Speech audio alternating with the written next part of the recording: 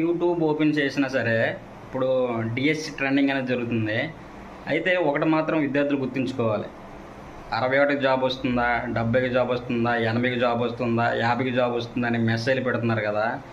ఒకటి మాత్రం చెప్పగలను, యూట్యూబ్లో ఎవరు ఏం చెప్పినా సరే అవి జరగవు. ఎందుకంటే ఫైనల్గా నార్మలైజేషన్ ప్రాసెస్ అనేది ఉంది కాబట్టి ఆ నార్మలైజేషన్ ప్రాసెస్ అయిన తర్వాతే మన జీవితాలు అనేవి బయటపడతాయి. కాబట్టి వీళ్ళు ఎవరో చెప్పారని చెప్పేసి 50కి మీకు జాబ్ వస్తుంది, 60 వస్తే మీరు షేప్లో ఉన్నారు, ఇవన్నీ మాటలు నమ్మి మీరు టెన్షన్ తీసుకొని ఉండొద్దు, సరేనా.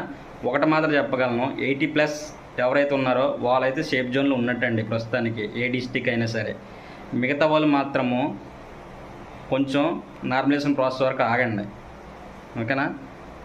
ఇది మాత్రం గుర్తుంచుకోండి, అంతే తప్ప ఎవరో చెప్పిన మాటలు నమ్మేసి మీరు భయాందోళనకు గురకావద్దు.